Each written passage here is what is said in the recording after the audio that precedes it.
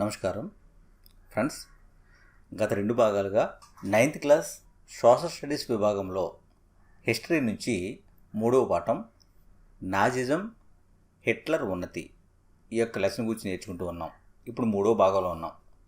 ఈ 3వ భాగంలో నాజీ ప్రపంచ వీక్షణం ఈ అంశాన్ని డీటెయిల్గా నేర్చుకుందాం.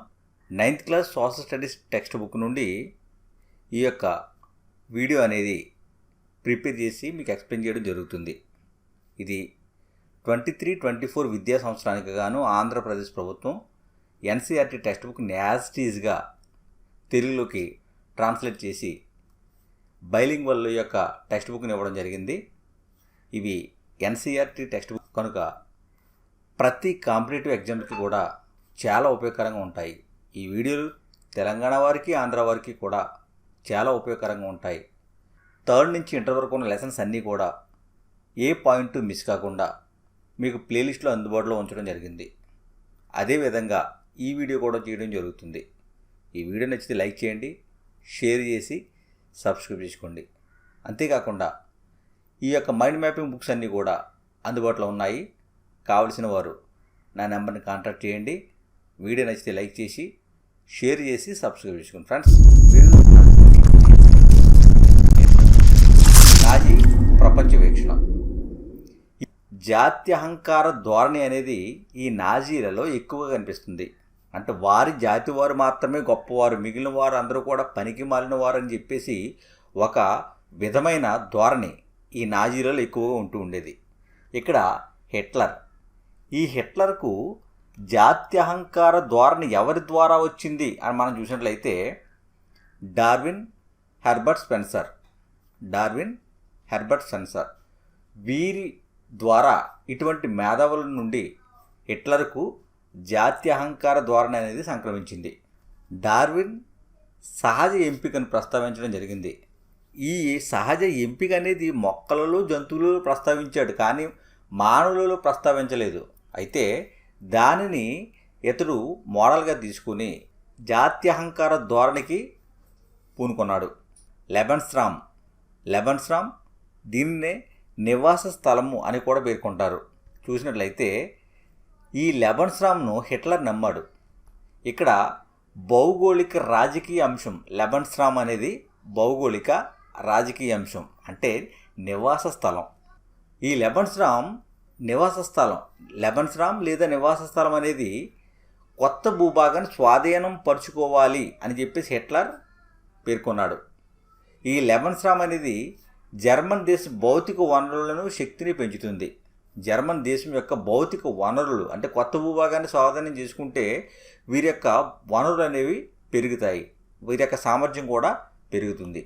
జర్మనీ సరిహద్దులు తూర్పుకు విస్తరించడం ద్వారా ప్రజలందరూ కూడా ఒకే భూభాగంలో కేంద్రీకరింపబడాలి అనుకున్నాడు హిట్లర్.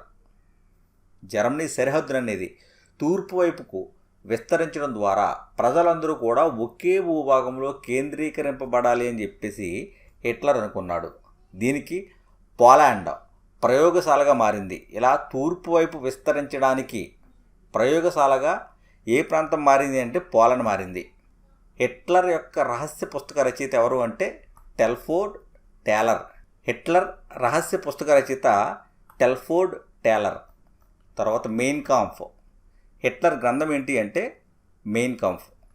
ఈ మెయిన్ కాంఫ్ ప్రకారము జర్మనీ యొక్క వైశాల్యం ఎంత అంటే 500 కిలోమీటర్లు. హిట్లర్ గ్రంథమైన మెయిన్ కాంఫ్ ప్రకారము జర్మనీ యొక్క వైశాల్యము 500 కిలోమీటర్లు.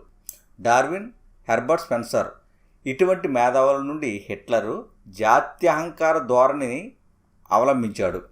ఈ యొక్క డార్విన్, హెర్బర్ట్ స్పెన్సర్ యొక్క విధానాలను అనుసరించి జాత్యహంకార ధోరణిని అవలంబించాడు హిట్లర్. డార్విన్ ఇతడు ఒక ప్రకృతి శాస్త్రవేత్త. పరిణామం అనేది సహజ ఎంపిక భావనల ద్వారా మొక్కలు, జంతువు ఆవిర్భావం వివరించాడు. ఇతడు జీవ పరిణామ సిద్ధాంతాన్ని పేర్కొన్నాడు. ఈ పరిణామం అనేది సహజ ఎంపిక భావనల ద్వారా మొక్కలు, జంతువుల ఆవిర్భావాన్ని గురించి డార్విన్ వివరించాడు. సహజ ఎంపిక అంశంలో మానవ జాతులు ప్రస్తావించలేదు. డార్విన్ సహజ ఎంపిక అంశంలో మానవ జాతులను ప్రస్తావించలేదు. అయితే ఈ మానవ జాతులను సహజ ఎంపికలో ప్రవేశపెట్టడం జరిగింది. మొక్కలు జంతువులు ఆవిర్భావాన్ని వివరించాడు డార్విన్. హెర్బర్ట్ స్పెన్సర్ బలవంతులదే మనుగడ అనే ఆలోచనను డార్విన్ వివరణలకు జోడించాడు.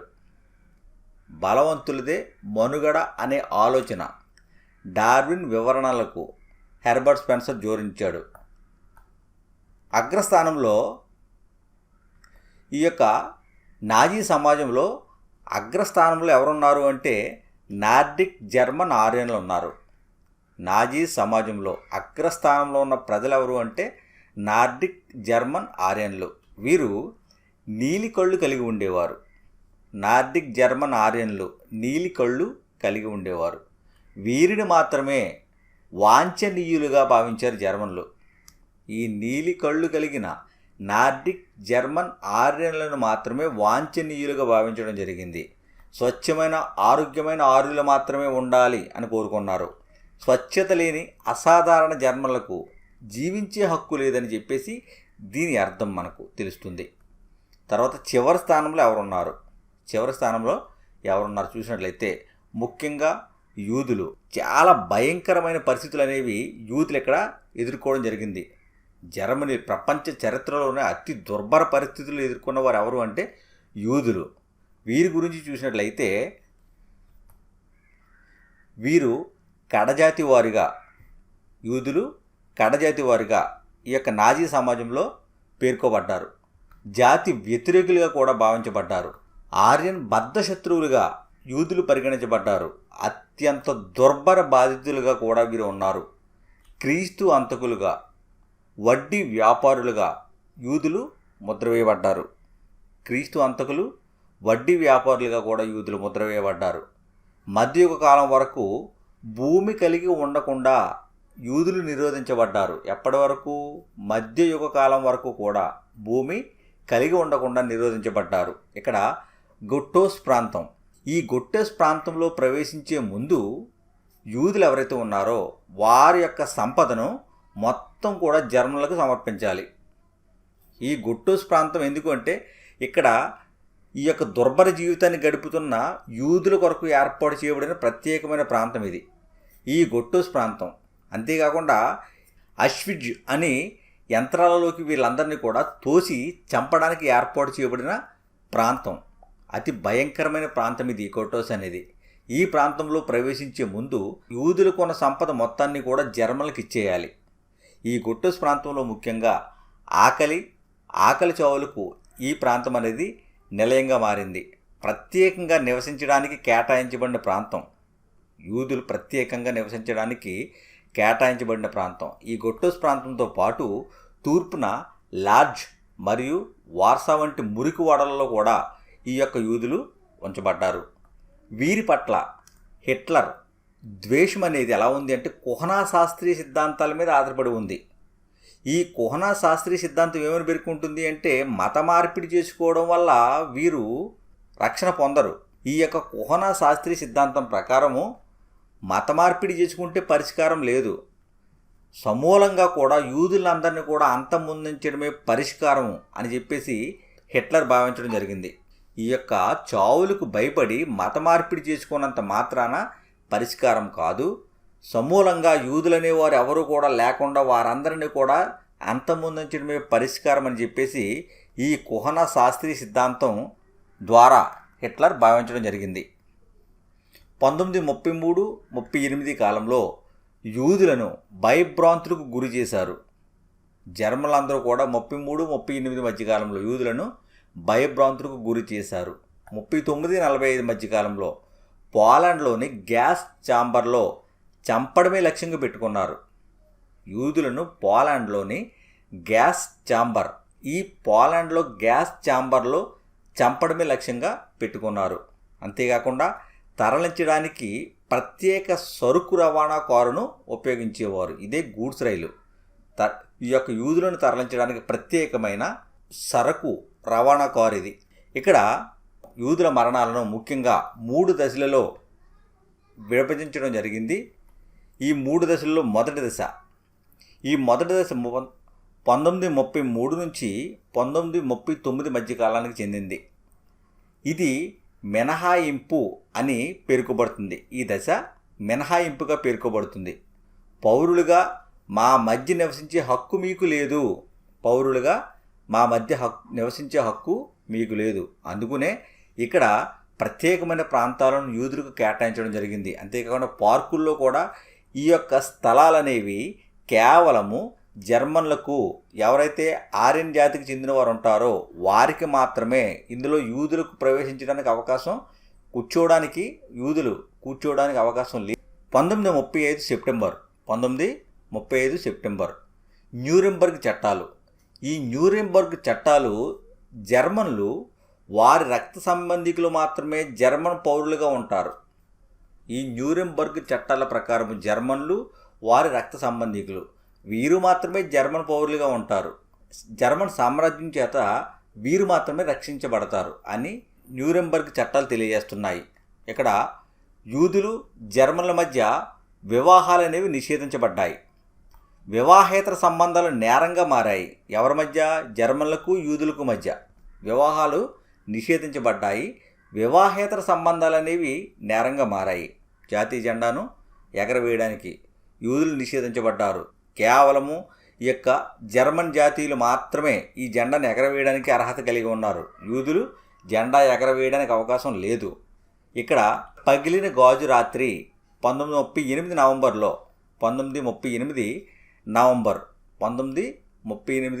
నవంబర్ యూదుల ఇళ్ల మీద దాడి చేసి ప్రార్థనా మందిరాలు తగలబెట్టి పురుషులను బందీ చేశారు. ఈ పురుషులను బందీ చేసే సంఘటనను పగిలిన గాజు రాత్రిగా వర్ణించడం జరిగింది. పురుషులను బందీ చేసే ఈ సంఘటనను పగిలిన గాజు రాత్రిగా వర్ణించారు. ఎప్పుడు జరిగింది అంటే 1938 నవంబర్లో జరిగింది పగిలిన గాజు సంఘటన. ఇక్కడ సినగాజ్ యూదుల యొక్క ప్రార్థనా మందిరాలను సినగాజులు అని పిలిచేవారు.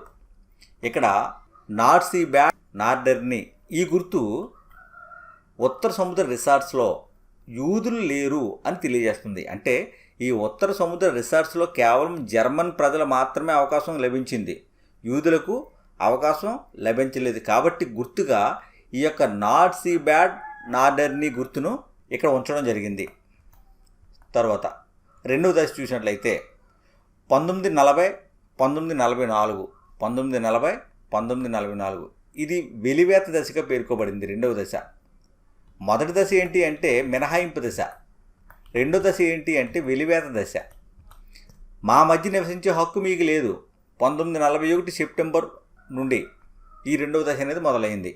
1941 సెప్టెంబర్ నుండి డేవిడ్ పసుపు నక్షత్రాలు.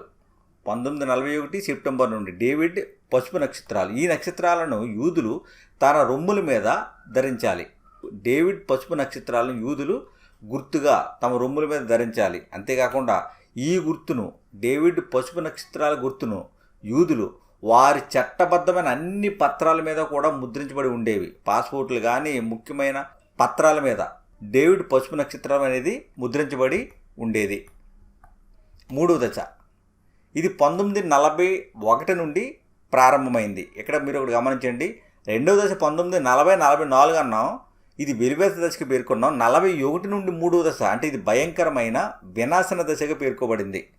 1941 నుండి వినాశన దశ అని పేర్కోబడింది.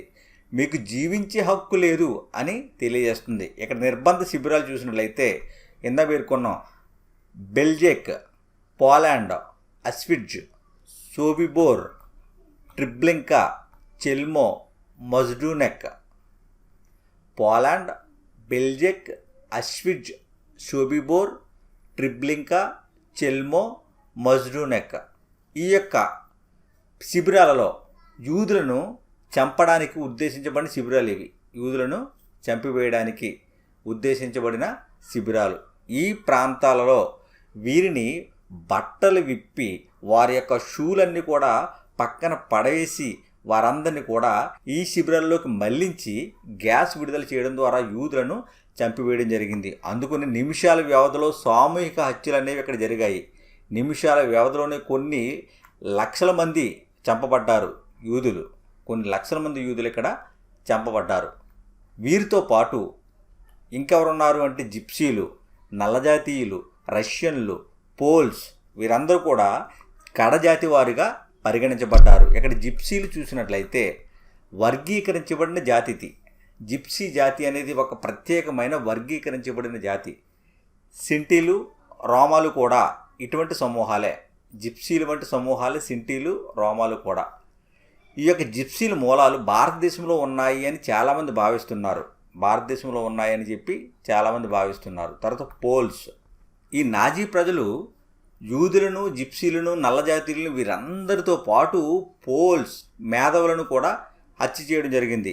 హారెన్ వలె కనిపించే పిల్లలను లాక్కుని వారిని పరీక్ష చేసి ఆ పరీక్షలో ఉత్తీర్ణులైతే ఆ ఉత్తీర్ణులైన పిల్లలను జర్మనీ కుటుంబాల్లో పెంచేవారు. ఒకవేళ ఫెయిల్ అయితే ఆ ఫెయిల్ అయిన వారిని అనాథాశ్రమాల్లో ఉంచేవారు. ఈ పోలీస్ ప్రాంత పిల్లలను వీరు ఎలా ఉండేవారంటే ఆర్యన్ వలె కనిపించేవారు. ఈ ఆర్యన్ వలె ఎవరైతే కనిపిస్తున్నారో పిల్లలు, ఈ జర్మనీ తూర్పు ప్రాంతంలో ఉన్న పోలాండ్ ఏరియాలో ఆర్యన్ వలె ఎవరైతే పిల్లలు కనిపిస్తున్నారో ఆ పిల్లలను వీరు లాక్కుని ఆ పిల్లలను పరీక్ష చేసి ఆ పరీక్షలో ఉత్తీర్ణులైన వారిని జర్మన్ కుటుంబాల్లో పెంచేవారు. ఉత్తీర్ణులు కాకుండా ఫెయిల్ అయిపోయిన వారిని అనాథాశ్రమాల్లో ఉంచేవారు. ఈ విధంగా వీరందరినీ కూడా భయంకరంగా శిక్షించడం జరిగింది నాజీలు. తర్వాత ఈ చివరి స్థానంలో ఉన్న ప్రజలందరూ కూడా సాధారణ ప్రభుత్వం అనబడే ప్రాంతంలో ఉంచబడ్డారు. చివరి స్థానంలో ఎవరైతే పేర్కొన్నామో ఈ జిప్సీలు, సింటీలు, రోమాలు, నల్లజాతీయులు, రష్యన్లు, పోలీసులు, యూదులు వీరందరూ కూడా సాధారణ ప్రభుత్వం అనబడే ప్రాంతంలో ఉంచబడ్డారు. దీనినే జనరల్ గవర్నమెంట్ అని పేర్కొంటారు. ఈ ప్రాంతంలో వీరు ఉంటూ ఉండేవారు. తర్వాత నాజీ జర్మనీలో యువత. ఫ్రెండ్స్, నెక్స్ట్ విభాగంలో ఈ అంశం గురించి డీటెయిల్గా నేర్చుకుందాం. వీడియో నచ్చితే లైక్ చేయండి, షేర్ చేసి సబ్స్క్రైబ్ చేసుకోండి. Thank you.